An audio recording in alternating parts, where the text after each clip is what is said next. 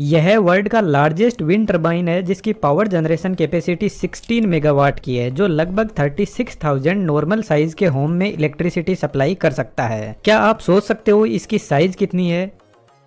इसका generator ground से 152 metre की हाइट पे रखा हुआ है और इसके हर एक ब्लेड की साइज 123 मीटर की है। इतनी हाइट पर मैकेनिकली बैलेंस करना एक बहुत ही बड़ा चैलेंज है। और सबसे इंटरेस्टिंग, इसका रोटर डायमीटर 260 मीटर का है। यह इतना बड़ा विंड मिल सिर्फ 1 मिनट में 10 to 20 आरपीएम की स्पीड पे चलता है। क्या आपने सोचा कि यह इतना स्लो चलते हुए इतनी ज्यादा हाई पावर कैसे जनरेट कर सकता है? जबकि सोलर पावर प्लांट को इस विंड मिल के बराबर इलेक्ट्रिसिटी जनरेट करने के लिए लगभग 4 एकड़ की जमीन चाहिए। सबसे पहले विंड मिल के ब्लेड की डिजाइन को देखते हैं। विंड मिल के ब्लेड एयरफॉइल मैकेनिज्म पर बने होते हैं।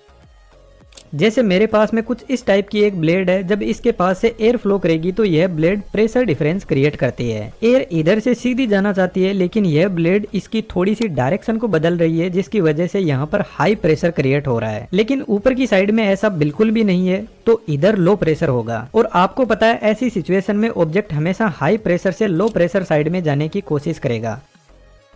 लेकिन जैसे जैसे हम एयरफॉइल का एंगल बढ़ाते जाएंगे तो हाई प्रेशर डिफरेंस क्रिएट होगा और इस ब्लेड को ज्यादा लिफ्ट फोर्स मिलेगा। और यदि इस सिचुएशन में हम एयर की स्पीड को भी बढ़ा दे तो जो लिफ्ट फोर्स है वह ज्यादा मिलेगा। अब यदि हम ठीक से विंड मिल के ब्लेड को देखें तो इसकी डिजाइन एयरफॉइल जैसी ही है, जो प्रेशर डिफरेंस क्रिएट करते हैं और विंड के फोर्स से रोटेट करते हुए आगे बढ़ते हैं। लेकिन जैसे ही विंड मिल रोटेट करना स्टार्ट करेगी तो इसके ब्लेड टूट जाएंगे। इसके पीछे एक रीजन है। यदि आप ब्लेड की साइज देखो, जैसे जैसे ब्लेड शाफ्ट से दूर जाती जाएगी इसके एयरफॉइल की साइज रिड्यूस होती जाएगी। और अभी मैंने आपको बताया विंड मिल की स्पीड 10 to 20 आरपीएम होती है, लेकिन यह स्पीड इसकी शाफ्ट की स्पीड होती है। जैसे जैसे हम इस शाफ्ट से दूर जाते जाएंगे तो ब्लेड के इस टिप की स्पीड 200 किलोमीटर पर सेकेंड होती है। और ऊपर मैंने आपको बताया था कि विंड की स्पीड भी बढ़ती है तो लिफ्ट फोर्स ज्यादा मिलेगा। और ब्लेड की टिप तो बहुत हाई स्पीड में रोटेट कर रही है, जिसकी वजह से ज्यादा लिफ्ट फोर्स प्रोड्यूस करते हैं और इतने फोर्स से ब्लेड टूट जाएगी। तो इससे बचने के लिए ब्लेड को स्लाइटली ट्विस्ट किया जाता है, जिसकी वजह से ब्लेड पर इक्वल लिफ्ट फोर्स लगेगा और विंड मिल सक्सेसफुली रोटेट करने लग जाएगी। लेकिन जैसे ही हवा की स्पीड बढ़ेगी तो यह ब्लेड फिर से टूट जाएंगे, क्योंकि हवा की स्पीड हमेशा फिक्स नहीं होती है। ज्यादा हवा चलेगी तो ब्लेड को ज्यादा लिफ्ट फोर्स मिलेगा और ब्लेड टूट जाएगी। तो फिर ऐसी सिचुएशन में ब्लेड के एंगल को एडजस्ट करने के लिए लिफ्ट फोर्स को कम कर दिया जाता है, जिसके लिए यहाँ पर मोटर लगे रहते हैं ब्लेड को रोटेट करवाने के लिए। और कई बार जब हमें इस विंड मिल का मेंटेनेंस का काम करना होता है तो इसको बंद करना होता है, तो फिर हम ब्लेड का एंगल एकदम 0 कर देंगे और फिर कितनी ही फास्ट हवा चले ब्लेड रोटेट नहीं करेगी। अब हवा हमेशा एक ही एंगल से नहीं आती है, अपना एंगल चेंज करती रहती है। तो जरूरी है कि ब्लेड की पोजीशन हवा की डायरेक्शन में होनी चाहिए, जिससे कंटिन्यूअसली पावर जनरेट हो सके। तो विंड मिल के पीछे की तरफ वेलोसिटी सेंसर लगा रहता है। यह हवा की वेलोसिटी और डायरेक्शन चेक करता रहता है। जैसे ही विंड की डायरेक्शन बदलेगी, विंड मिल में लगा इलेक्ट्रॉनिक कंट्रोलर या मोटर को सप्लाई देता है और विंड मिल की डायरेक्शन को हवा के डायरेक्शन में बदल देता है। यह वेलोसिटी सेंसर ब्लेड एंगल को एडजस्ट करने में भी हेल्प करता है विंड स्पीड के अकॉर्डिंग। अब आता है सबसे इम्पोर्टेंट पार्ट, पावर जनरेशन। लेकिन इससे पहले एक और इम्पोर्टेंट सेक्शन है हमारा एडवांस 3D एनिमेशन का कोर्स, जिसमें हमने हर टाइप के एनिमेशन को आपको डिटेल से सिखाया है। Character, cartoon, building and architecture, machine animation और साथ में 3D एनिमेशन के फील्ड में मल्टीपल अर्निंग के जो सेक्टर है उनके बारे में भी डिटेल से कोर्स में बात की है। 3D से रिलेटेड कोई भी डाउट आता है तो हमारी तरफ से पूरा प्रॉपर सपोर्ट रहेगा। डिस्क्रिप्शन में डिटेल अवेलेबल है, जरूर से चेकआउट कीजिएगा। अब वापस टॉपिक पर आते हैं। अभी हमने देखा कि विंड मिल के रोटर की स्पीड 10 to 20 आरपीएम होती है और थर्मल पावर प्लांट पर सिंक्रोनस जनरेटर लगा रहता है, उनकी स्पीड 3000 आरपीएम होती है। और हमें विंड टर्बाइन और थर्मल पावर स्टेशन पर लगे हुए जनरेटर की पावर को कंबाइन करके काम में लेना है। और आपको पता है हमारे इंडिया में फ्रीक्वेंसी 50 हर्ट्ज की है, तो इन दोनों को हमें एक प्लेटफॉर्म पर लाना जरूरी है। तो विंड मिल में हम क्या करते हैं, इसकी स्पीड बढ़ाने के लिए सबसे पहले यहाँ पर एक गियर बॉक्स काम में लेते हैं, जिसका गियर रेशियो 1:90 है। तो ब्लेड से मिल रही 10 to 20 आरपीएम की स्पीड को 1000 to 1500 आरपीएम तक बढ़ा दिया जाता है। आप यहाँ पर देख सकते हो जनरेटर कितना फास्ट रोटेट कर रहा है और ब्लेड कितनी स्लो चल रही है।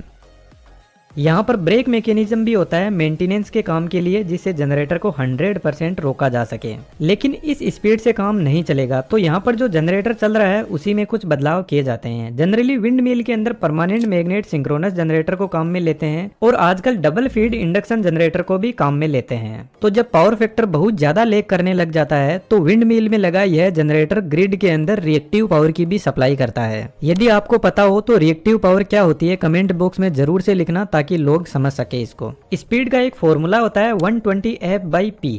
इस फॉर्मूले में F फ्रीक्वेंसी है जो फिक्स है 50 हर्ट्ज। और दोस्तों जब हम दो जनरेटर को सिंक्रोनाइज करते हैं तो फ्रीक्वेंसी उनकी सेम होना बहुत ज्यादा जरूरी है। यहाँ P जनरेटर के अंदर नंबर ऑफ पोल्स है। यदि हमें गियर बॉक्स के बाद में 1000 RPM की स्पीड मिल रही है तो इस फॉर्मूले में हम स्पीड 1000 RPM रखेंगे और फ्रीक्वेंसी 50 हर्ट्ज फिक्स है, और कैलकुलेट करने पर नंबर ऑफ पोल्स हमें 6 मिल जाएंगे। तो जनरेटर के रोटर पर यदि 6 पोल होंगे तो फ्रीक्वेंसी 50 हर्ट्ज मिल जाएगी, और यदि स्पीड 1500 RPM है तो नंबर ऑफ पोल्स 4 हो जाएंगे। तो देखा जाए तो नंबर ऑफ पोल को हम एडजस्ट करके 50 हर्ट्ज की फ्रीक्वेंसी अचीव कर ही लेते हैं, चाहे विंड मिल से हमें स्पीड कम ही क्यों ना मिले। लेकिन यहाँ पर फिर से एक छोटी सी प्रॉब्लम है, स्पीड भी एकदम फिक्स नहीं रहती है। इसलिए हम डबल फीड इंडक्शन जनरेटर काम में लेते हैं, जो स्पीड हमें कैसे भी मिल रही हो आगे आउटपुट सेम फ्रीक्वेंसी पर ही भेजता है, और उसके लिए इसमें पावर इलेक्ट्रॉनिक्स कन्वर्टर लगे रहते हैं। इस सिंक्रोनस जनरेटर वाले वीडियो से आप जनरेटर की वर्किंग को समझ सकते हो।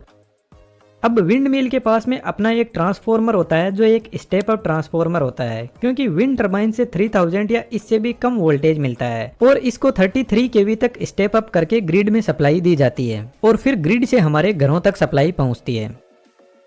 विंड मिल को इतनी हाइट पर मैकेनिकली बैलेंस करना एक बहुत ही बड़ा चैलेंज होता है, इसलिए इनको स्लो स्पीड में चलाया जाता है। यदि थर्मल पावर प्लांट पर लगे जनरेटर की तरह यहाँ पर ब्लेड रोटेट करेंगे तो इतने बड़े ब्लेड तूफान खड़ा कर देंगे, और उससे पहले यह मैकेनिकली अनबैलेंस होकर टूट जाएंगे। विंड टर्बाइन को जनरली लार्ज स्केल पर इलेक्ट्रिसिटी जनरेट करने में ही काम में लिया जाता है, क्योंकि लार्ज स्केल पर यह इलेक्ट्रिसिटी ज्यादा जनरेट करते हैं और खर्चा कम आता है। और यदि आप इनको घर पे लगाते हो तो ये बहुत ज्यादा कॉस्टली पड़ते हैं, क्योंकि विंड मिल एक मैकेनिकल डिवाइस है और इसको रेगुलर मेंटेनेंस की जरूरत पड़ती है, जबकि सोलर एनर्जी में ऐसा नहीं है। लेकिन सोलर में भी एक सबसे बड़ी प्रॉब्लम है, सोलर एनर्जी को ज्यादा स्पेस की जरूरत पड़ती है कंपेयर टू विंड, और सोलर एनर्जी की एफिशिएंसी 15 to 22% होती है, जबकि विंड टर्बाइन की एफिशिएंसी 35 to 50% तक होती है।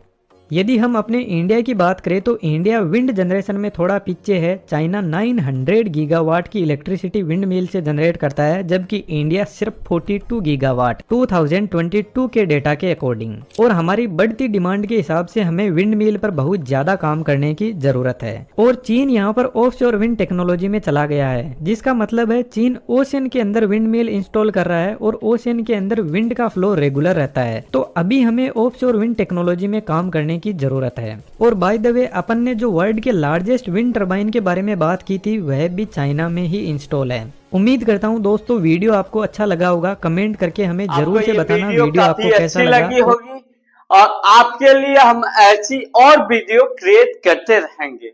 आप इस वीडियो को लाइक कीजिए, कमेंट कीजिए और इस चैनल को सब्सक्राइब करना ना भूलें और बेल आइकन जरूर प्रेस करें।